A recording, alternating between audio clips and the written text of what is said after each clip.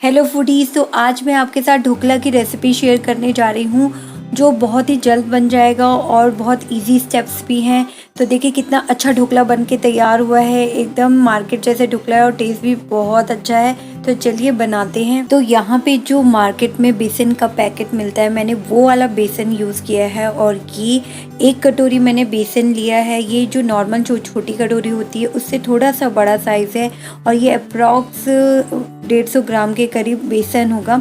अब इसे हमें अच्छे से छानना है, छानना बहुत ज़रूरी है।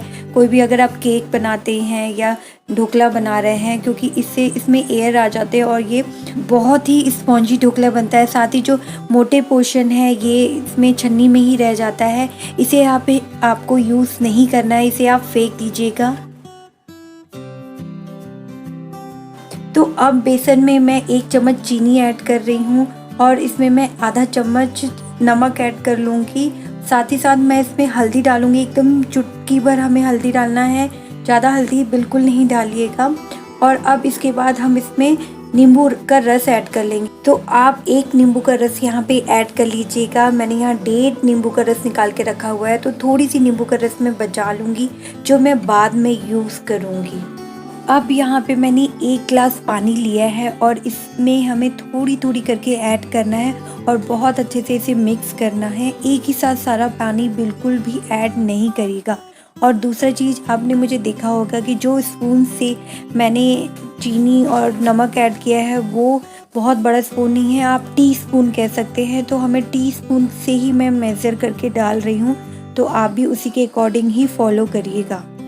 तो ढोकले का जो बैटर हम तैयार करेंगे वो ना तो बहुत गाढ़ा होना चाहिए और ना ही बहुत पतला।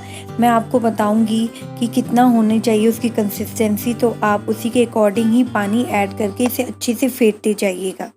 और ध्यान रखिएगा कि इसको एक ही डायरेक्शन में ही फेंटना है। थोड़ी देर फेंटने के बाद इसमें मैंने 1 स्पून रिफाइंड ऑयल ऐड कर लिया है और इसे फिर मैंने थोड़ी सी और फेंटा है और थोड़ी सी पानी की मुझे ज़रूरत महसूस लगी तो मैंने पानी बीच में ऐड कर लिया था।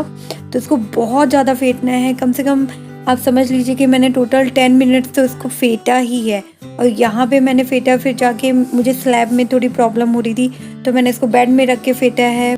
तो कई बार ये काम मैं अपने हस्बैंड को दे देती हूँ फेंटने वाला, क्योंकि जब हाथ दर्द करने लग जाता है तो आप भी किसी की मदद ले सकते हैं। तो देखिए बैटर अब बिल्कुल तैयार हो गया, इसमें इस तरीके से बबल्स भी आ गए हैं। तो मतलब ये अच्छा, हमारा जो बैटर है बहुत अच्छा बन गया है। तो देखिए इतना पतला होना चाहिए ये बैटर। अब बैटर को कवर करके 15 से 20 मिनट के लिए रेस्ट करने के लिए हम रख देंगे।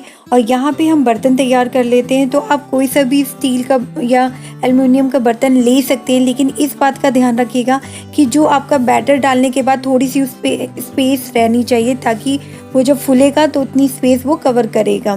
तो यहाँ पे मैंने ये 6x6 का टीन है तो वो यूज़ कर रही हूँ। इसमें बहुत अच्छे से चारों तरफ मैं ऑयलिंग कर लूँगी और मैंने नॉर्मल रिफाइन ऑयल से ही इसको चारों तरफ ऑयलिंग कर लिया है। या फिर आपके घर में इस तरीके के बर्तन तो होंगे ही जिसे आप ढोकला बनाने के लिए यूज़ कर सकते हैं। ढोकला के बैटर को रखे हुए 10 मिनट हो चुका है, तो यहाँ पे हम बर्तन तैयार कर लेते हैं जिसमें हम ढोकला को पकाएंगे। तो यहाँ पे मैंने बड़ा सा एक बर्तन लिया है, उसमें मैंने एक छोटी सी कटोरी रख ली है और इसमें मैंने 2 ग्लास पानी डाल लिया है। कटोरी के ऊपर भी मैंने पानी डाल लिया है ताकि ये हिले ना, और इसमें वो केक टिन अच्छे से सेट हो जाएगा। आपके पास इस तरीके के बर्तन नहीं है तो आप कुकर भी यूज़ कर सकते हैं, या इडली बनाने का जो बर्तन होता है उसको भी आप यूज़ कर सकते हैं। उसमें भी ढोकला बहुत अच्छे से पक जाता है। बस कुकर यूज़ करते समय आपको इस बात का ध्यान रखना है कि उसमें सीटी आपको नहीं लगाना है। और इसे मैंने कवर कर दिया है, गैस ऑन कर दिया मीडियम फ्लेम में और पानी को गर्म होने के लिए रख दिया है। और यहाँ पे 15 मिनट के बाद देखिए बैटर अब थोड़ी सी हल्का थिक हो गया है।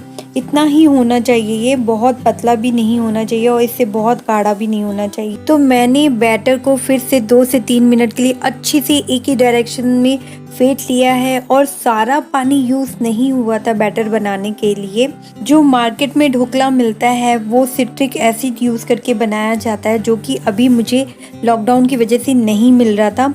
तो ये ढोकला हम बेकिंग सोडा, जिसे मीठा सोडा कहते हैं, उसको यूज़ करके बनाएंगे। तो यहाँ पे मैंने छोटे चम्मच से आधा चम्मच बेकिंग सोडा डाला है। ज़्यादा क्वांटिटी नहीं डालिएगा, नहीं तो ढोकला में थोड़ी सी रेडनेस आ जाती है।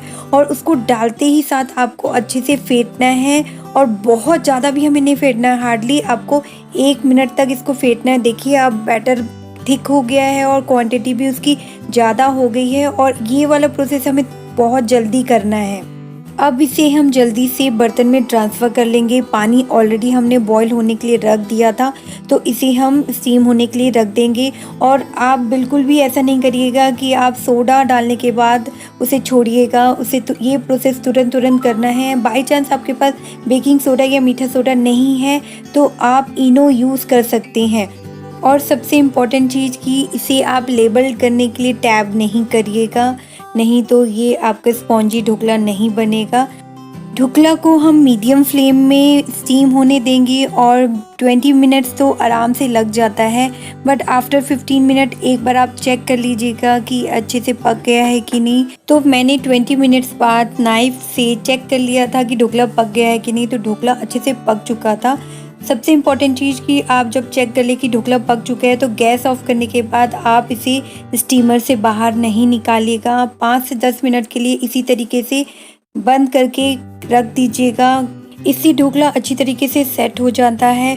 तो 10 मिनट हो चुके हैं, तो अब मैं ट्रे को बाहर निकाल लूँगी। ये ठंडा हो चुका है बट हल्का गर्म है, और हल्का गर्म होना बहुत ज़रूरी है क्योंकि हम तड़का तैयार करेंगे, और तड़का डालने के टाइम पे ये हल्का सा गर्म होना चाहिए। तो चाकू की सहायता से हम कॉर्नर से इसे अलग कर लेंगे, और एक प्लेट यूज़ करके बहुत ही ईजिली ये निकल जाएगा। आप देखेंगे, देखिए मैंने इसे ट्रांसफ़र किया है प्लेट में इस तरीके से, और हल्का सा टैप करेंगे तो देखिए कितना सॉफ्ट और स्पंजी ढोकला बनके तैयार हुआ है। अब हमें एक ट्रे चाहिए जिसमें हम इस ढोकले को रख के उसके ऊपर से तड़का डाल सकें। तो मेरे पास ऐसा बड़ा ट्रे नहीं है, तो मैं ये उसी वाले ट्रे में ढोकला ट्रांसफ़र कर रही हूँ, और ताकि मैं इसी में तड़का डालूँगी तो जो तड़का है वो पानी लिक्विड भी रहेगा, तो वो इसमें रहे और ये अच्छे से उसको एब्जॉर्ब कर सके, इसलिए मैं ऐसा कर रही हूँ। तो यहाँ पे मैंने चाकू की सहायता से स्क्वायर शेप में पीसेस कट कर लिए हैं। अब तड़का तैयार करते हैं।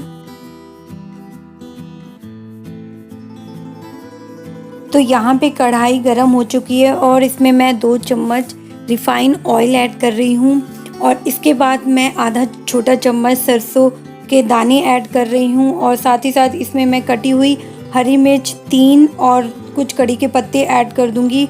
आप मिर्ची की क्वांटिटी बढ़ा सकते हैं, अगर आप ज़्यादा स्पाइसी खाना पसंद करते हैं तो आप हरी मिर्ची की क्वांटिटी बढ़ा सकते हैं। तो आप सारी सामग्री पास में ही रखिएगा, ऐसा ना हो कि आप बाकी चीज़ें डाल रहे हैं और वो जल जाए। या तो आप थोड़ी देर के लिए गैस ऑफ कर दीजिएगा, और सारी सामग्री डालने के बाद आप फिर से गैस ऑन करिएगा। तो यहाँ पे मैंने गैस ऑफ कर दिया है, और मैंने इसमें चुटकी भर हींग ऐड कर लिया है, और अब मैं इसमें 1 गिलास पानी ऐड कर लूँगी, और पानी ऐड करने के बाद मैंने फिर से गैस ऑन कर लिया है। तो अब इसमें मैंने 1 चम्मच चीनी ऐड कर लिया है, और आधा चम्मच मैंने नमक ऐड कर लिया है, और आधा नींबू का रस मैंने इसमें डाल लिया है। अब इस तड़के को हम 5 मिनट तक अच्छे से पकाएंगे ताकि अच्छे से ये तड़का तैयार हो जाए। और एक बार आप इसको टेस्ट ज़रूर कर लीजिएगा। अगर आपको इसको थोड़ी और मीठा करना है तो आप यहाँ पे चीनी की क्वांटिटी थोड़ी सी बढ़ा सकते हैं, पर बहुत ज़्यादा नहीं बढ़ाइएगा। तो देखिए अच्छे से उबाल आ गया है, तो अब मैं गैस ऑफ कर दूंगी। लेकिन इस बात का ध्यान रखिएगा कि हमें गरम गरम तड़का ढोकले के ऊपर नहीं डालना है, इसको ठंडा होने देना है, इतना कि हम इसमें अपने फिंगर डिप कर सकें। अगर आप गरम गरम तड़का ढोकले के ऊपर डाल देते हैं तो ढोकला एकदम टूट जाएगा, जब उसके आप पीसेस उठाएंगे तो वो हाथ में ही नहीं आएगा। तो यहाँ पे तड़का ठंडा हो चुका है, बस हल्का सा गर्म है, तो इसमें मैंने कटी हुई धनिया पत्ती ऐड कर ली है। अब हम ढोकले के ऊपर ये सारा तड़का डाल देंगे। तो देखिए यहाँ पे ये इस तरीके का बर्तन लेने से ये बेनिफिट हुआ कि ढोकला इसको बहुत अच्छे से ऑब्जर्व कर लेगा। अगर आप किसी प्लेट में ढोकला रख के उसके ऊपर से ये तड़का डालते तो वो बहुत कम ही ऑब्जर्व करता। बट ये प्रॉब्लम है कि मैंने सेम साइज़ का लिया है तो यहाँ पे मुझे पीसेस निकालने में प्रॉब्लम होगी। एक पीस मैं ऐसे ही निकाल लूँगी, उसके बाद मैं ईज़िली आराम से सारे पीसेस निकल जाएंगे। तो 10 से 15 मिनट के लिए मैंने इसे रख दिया। देखिए अब बहुत अच्छे से मैं आपको पीस निकाल के दिखाती हूँ। तो मैंने अपने इस चैनल में बहुत सारी चटनी की रेसिपी भी शेयर की है, तो आप उसे चेक कर सकते हैं। और इसके साथ आप हरी हरी चटनी भी सर्व कर सकते हैं, बहुत ही अमेजिंग लगता है। तो एक बार आप ज़रूर ट्राई करिएगा, और रेसिपी पसंद आई हो तो चैनल को लाइक, शेयर और सब्सक्राइब करना बिल्कुल नहीं भूलिएगा। मिलते हैं नए वीडियो के साथ, तब तक बाय बाय, टेक केयर।